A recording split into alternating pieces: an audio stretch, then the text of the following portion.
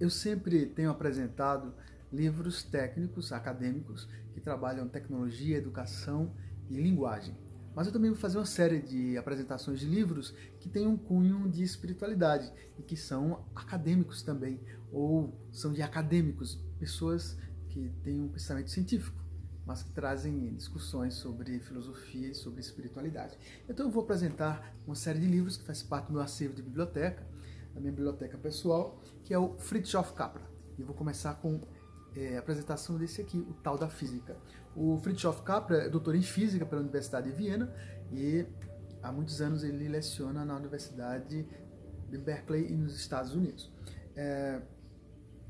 O primeiro livro dele foi o Tal da Física, em que ele traça um paralelo entre a física moderna e o misticismo oriental. São 3 capítulos em que ele faz uma panorâmica sobre o caminho da física, a física ocidental. Capítulo 2, o caminho do misticismo oriental, onde ele vai fazer discussões, trazer a lume as ideias do hinduísmo, do budismo, o pensamento chinês, o taoísmo e o zen. E o último capítulo, o terceiro, é a convergência do pensamento ocidental, do conhecimento da física, com a filosofia oriental. A unidade de todas as coisas, vazio e forma, espaço-tempo, universo dinâmico, padrões de mudança, interpenetração. São alguns tópicos desse capítulo terceiro, os paralelos. Eu considero belíssimo o prefácio que ele faz em 1974 desse livro, porque lembra, não se sabe se é uma lenda, é o que aconteceu com Isaac Newton, quando teve um insight, quando viu a maçã caindo, estava embaixo de uma árvore, e aí foi perceber a lei da gravidade. Bom, mas eu lembro muito esse momento dele.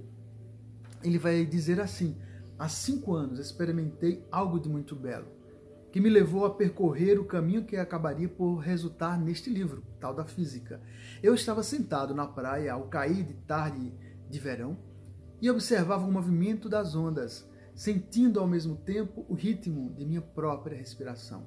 Nesse momento, subitamente, apercebi-me intensamente do ambiente que me cercava. Este se me afigurava como se participasse de uma gigantesca dança cósmica.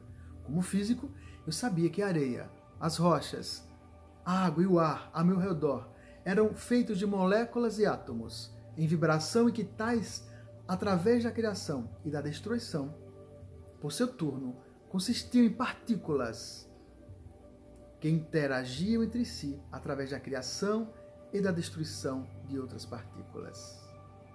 Então, ele vai ter um insight aqui, como físico, analisando a natureza, e é quando ele tem a ideia de elaborar esse livro fantástico, o Tal da Física. Na sequência, ele escreveu um outro, que foi um best-seller, O Ponto de Mutação.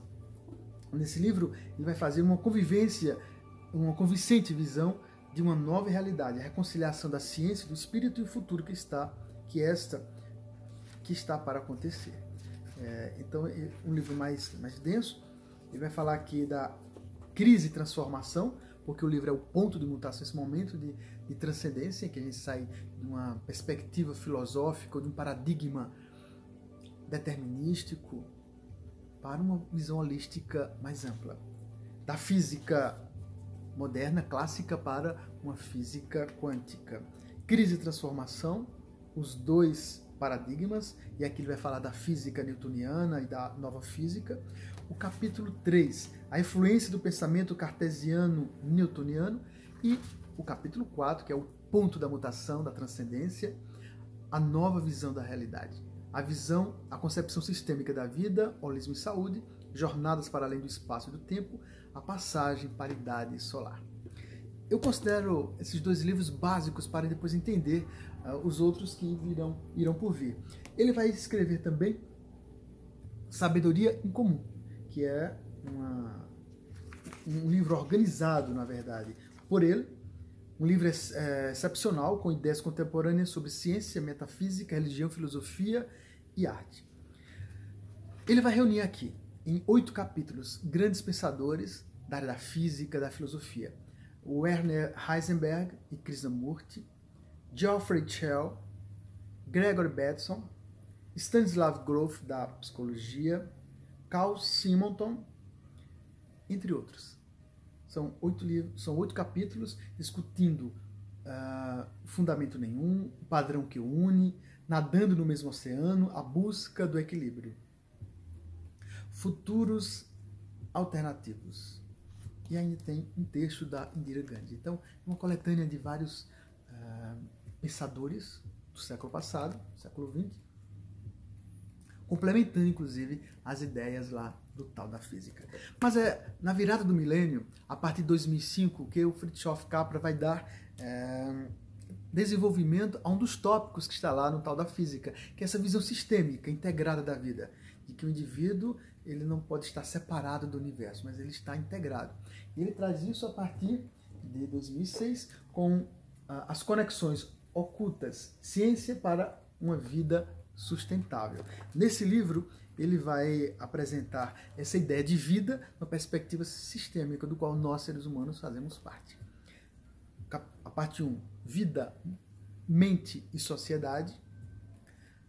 Parte 2, os desafios do século XXI. Então é aqui que ele começa com essa visão da natureza e de uma integração ou reintegração do ser humano, do indivíduo com a natureza, respeitando a natureza. Ele vai dar continuidade aqui nesse outro livro, A Teia da Vida, uma nova compreensão científica dos sistemas vivos. Veja que ele já começa a direcionar a sua visão sistêmica de biologia, mas sempre conectando com o ser humano, numa perspectiva sistêmica.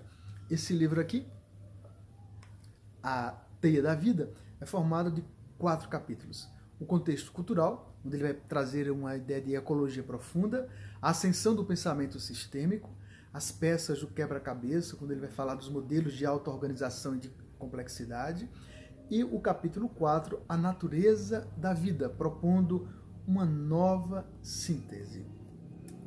Ele aqui já vai dar um prenúncio de um outro projeto, que é essa percepção da natureza como um todo, que é justamente no final o epílogo Alfabetização Ecológica. Veja o tema que ele traz, bastante atual. E daí se transforma nesse livro aqui, ó, Fritjof Capra, com o Michael Stone e Zenobia Berlow. São os organizadores, mas eles trazem aqui também artigos.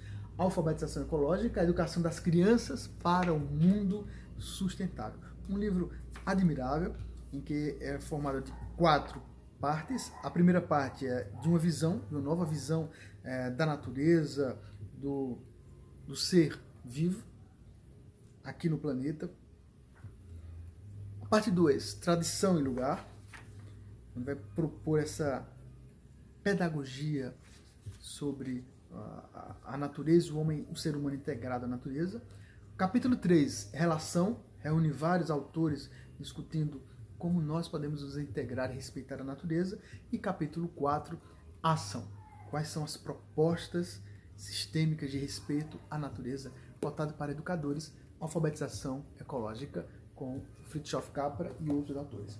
E ampliando aí agora, não só para uma visão sistêmica da natureza, mas entendendo o ser humano, contextualizado numa perspectiva política e cultural, ele amplia nesse livro aqui, ó, que é a visão sistêmica da vida, com Pierre-Louis Gluise. Os dois vão apresentar uma concepção unificada em suas implicações filosóficas, políticas, sociais e econômicas. O livro ele tem 4 capítulos, 4 partes, melhor dizendo, com vários capítulos. A primeira parte, visão do mundo mecanicista. Parte 2, a ascensão do pensamento sistêmico. Parte 3, uma nova concepção de vida. E a parte 4, a sustentação da teia da vida. Então nós vamos ver ele revisitando todos os outros livros, as concepções desde o tal da física, para dar a entender e apresentar essa visão sistêmica integrada do ser, que não está sozinho, separado da natureza e do outro, mas integrado não só à natureza, ao meio ambiente, com respeito aos recursos naturais da Terra, mas nessa visão cultural, política mais ampla. Então, Fritjof Capra é uma excelente dica para quem quer estudar e aprofundar essa visão espiritualista da vida.